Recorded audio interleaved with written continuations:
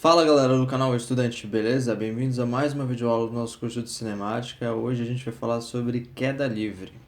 Para a gente entender queda livre, vamos considerar o seguinte esquema. Imagina que aqui eu tenho uma mesa, alguma coisa assim, e essa bolinha aqui vermelha anteriormente estava sobre a mesa, estava aqui em cima, tá certo? Onde eu estou mostrando com o mouse. Aí alguém empurrou a bolinha, ela veio parar aqui e aí ela vai, claro, cair, tá certo? A rigor ela deveria estar aqui próxima, né? Mas aqui é só uma ilustração para a gente entender o que significa queda livre. Então aqui está a bolinha e é claro que ela vai começar a cair, né? Aqui tem câmera lenta, ela vai descendo, descendo, descendo e ganhando velocidade. Ela vai ficando mais rápida à medida em que ela vai descendo, até que ela chega aqui na eminência de colidir com o solo. Então essa linha aqui preta aqui embaixo representa o solo. Ela chega com uma velocidade v. Então, voltando, né, ela está aqui na posição superior, né, sobre a mesa, e ela tem em relação ao solo uma altura hzão. Então, essa é a distância, poderia ser 1 metro, 1,5 m, 10 metros, então essa daqui é a distância. Do tampo da mesa, da parte superior da mesa, até a parte de baixo, e a distância que a bolinha vai percorrer até cair no chão. E aí a gente vai configurar uma queda livre. Então ela vai descendo e vai ganhando velocidade até chegar no solo. E imediatamente antes de bater no solo, ela tem uma velocidade v apontando para baixo. Claro que essa velocidade ela é decorrente da gravidade, que a gente representa pela letra g. Então, como tudo que a gente solta cai em decorrência da gravidade, tá certo? Que é 10 metros por segundo ao quadrado. Nesse tipo de problema de queda livre, 3 perguntas geralmente são feitas. Primeiro, quanto vale h? H vale 1 metro? H vale 2 metros? Quanto é a distância que a bolinha percorreu? A gente vai fazer um exercício já já. Qual é a velocidade final da bolinha? Eu sei que eu parto aqui a bolinha quando ela estava aqui em cima, ela estava com velocidade zero, porque ela parte do repouso, ela vem e cai. Então, é comum perguntar também qual é a velocidade final da bolinha quando ela choca com o solo, quando ela colide com o solo. E uma outra pergunta usual, qual é o tempo t? Que tempo é esse? O tempo que a bolinha levou para sair daqui de cima e chegar até a posição de baixo, ou seja, o tempo que a bolinha levou para percorrer a distância h. Bom, a partir das considerações feitas até aqui, a gente vai definir o que é queda livre. A queda livre, ela parte do seguinte pressuposto, que o objeto, em queda livre, parte do repouso. Ou seja, o objeto, quando a gente solta ele, a gente soltou aqui em cima, né, ó, ele está com velocidade zero, por isso a gente diz que ele parte do repouso. Então, para ser queda livre, tem que partir necessariamente do repouso. Então, o objeto, em queda livre, parte do repouso. Tudo bem. Uma outra consideração, e também é muito importante, é que a gente despreza a resistência do ar. Porque você sabe que se você jogar objetos diferentes da sua mesa, eles vão cair de forma diferente. Uma bolinha de gude, por exemplo, que é dura, vai cair de forma diferente a um papel. Considere que você joga um papel aberto, uma folha, geralmente ela vai descendo assim, né? Ela vai descendo devagarzinho em decorrência da resistência do ar. Então, se eu desprezar, e é o que eu quero fazer, desprezar a resistência do ar, todos os objetos vão cair de forma igual. A bolinha vai cair de forma igual, uma folha de sulfite aberta vai cair de forma igual, todo mundo vai cair de forma igual, porque eu vou desprezar a resistência do ar. Mas, professor, de verdade a gente sabe que tem resistência do ar. Sim, a gente sabe. Então a gente está fazendo uma simplificação, porque seria difícil trabalhar com a resistência do ar do ponto de vista matemático. Então a gente vai assumir que não tem ar. Então a queda livre é caracterizada por duas coisas. O objeto parte do repouso, a gente despreza a resistência do ar, tá certo? Legal, mas quais são as equações da queda livre? As equações são as equações do movimento uniformemente variado. A equação da velocidade, a equação da posição e a equação de Torricelli. É o voiate, o sorvetão e o vovô tem duas asa deltas, né? Geralmente as frases que a gente associa para decorar essas equações. Muito bem. Qual a diferença? A diferença é que quando a gente vai aplicar na queda livre, a queda livre é um caso especial de movimento uniformemente variado. O A é a gravidade, é o G. O V0 sempre vai ser zero porque parte do repouso. Então aqui o V0 sempre vai ser zero e aqui também a gente pode esquecer esse termo. Não vou esquecer porque senão você vai ter que decorar outras novas equações. Então, o que é usual? A gente decora essas aqui e lembra que na queda livre V0 é zero e A é G, tá certo? Então, a gente precisa decorar só uma vez essas equações e depois substituir no caso da queda livre. Então essas equações são as equações do MOVE, movimento uniformemente variado.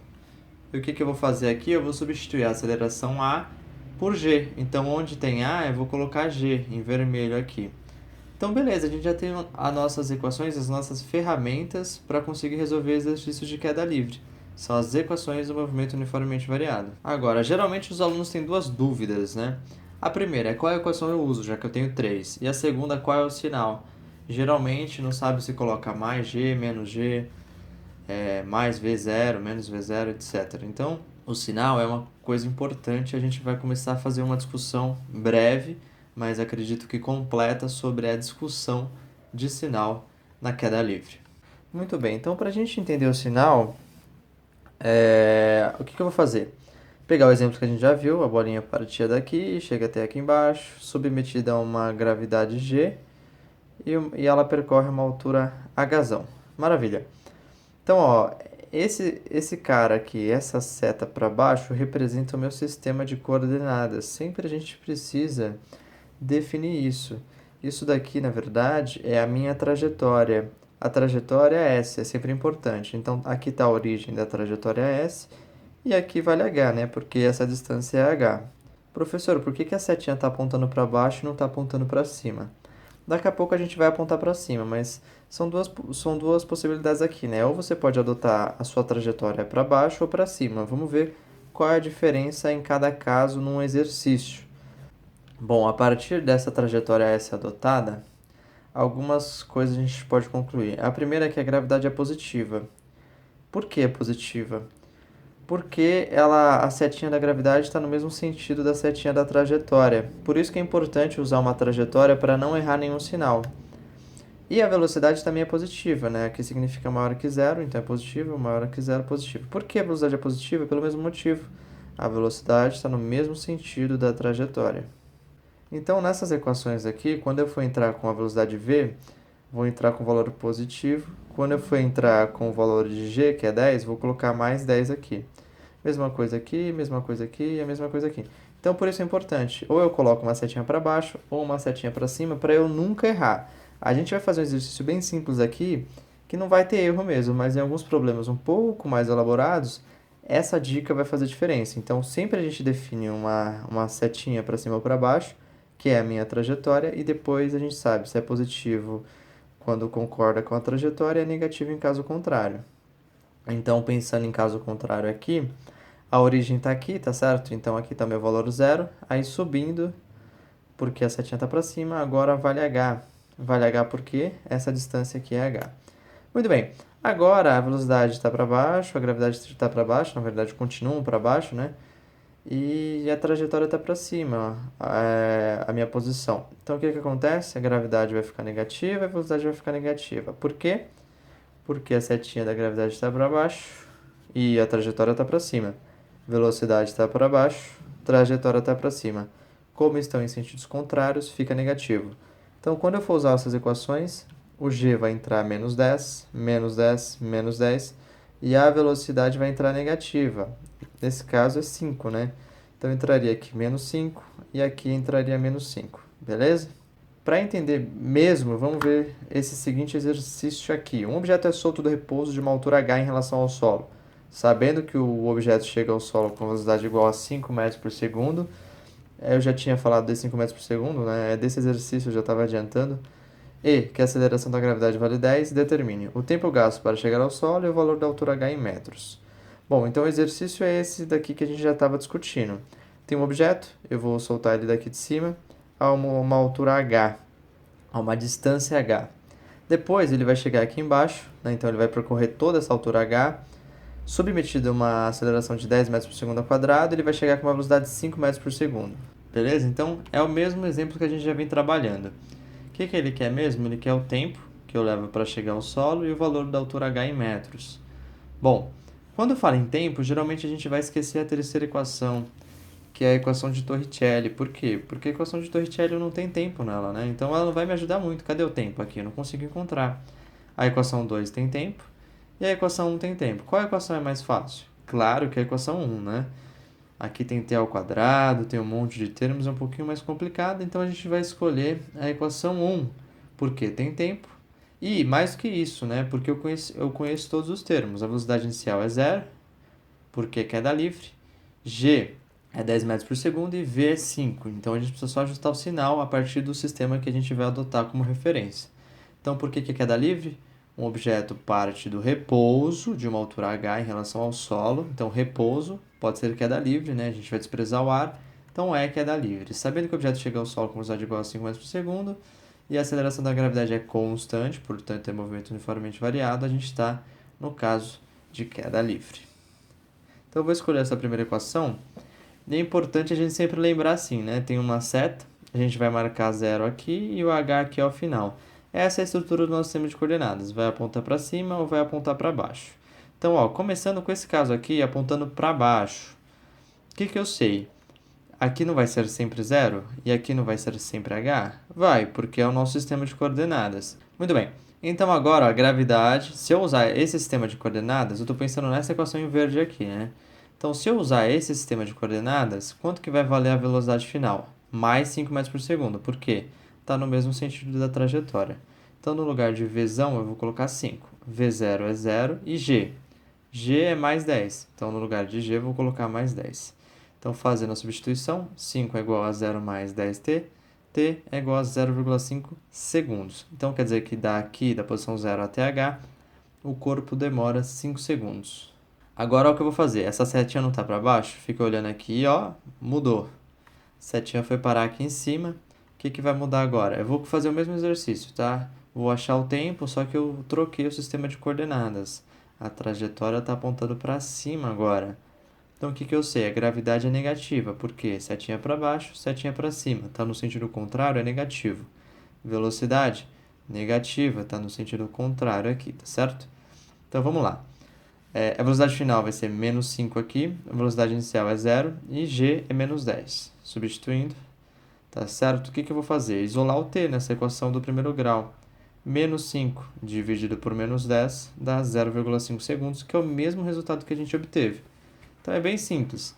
Eu adoto um sistema de coordenadas e aí não vou errar. O que tiver no mesmo sentido eu vou colocar positivo e se estiver no sentido contrário, que é nesse caso, eu vou colocar negativo. Muito bem, então voltando ao nosso exercício, eu quero agora achar o item 2, calcular o valor da altura h em metros. Eu sei que levou 0,5 segundos para percorrer a altura h, e eu já usei a primeira equação, então não posso mais usá-la. Tenho duas equações aqui. Qual equação você gosta mais? Tanto faz para resolver, eu gosto mais da segunda equação, geralmente a gente usa essa aqui quando a gente está com tempo, né? A de Torricelli ela é mais legal de usar quando não tem tempo, mas como esse problema a gente está sempre usando o tempo, eu vou esquecer a equação de Torricelli, que é essa terceira equação, e vou usar a segunda equação. Para usar a equação, a gente sempre vai definir o sistema de coordenadas, né?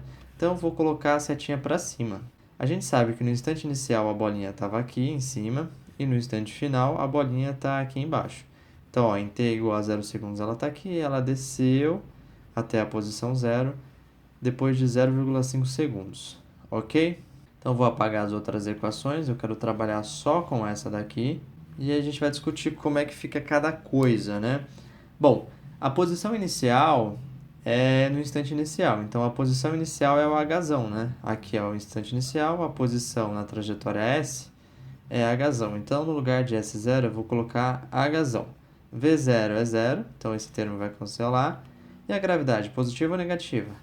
Negativa, porque setinha para cima aqui, setinha para baixo aqui. Então, aqui vai entrar menos 10. E a posição final, ou seja, a posição no instante t igual a 0,5 segundos, é 0, não é? Ó, em t igual a 0,0 segundos, eu estou em 0. Então, no lugar de S, eu vou colocar o 0 aqui.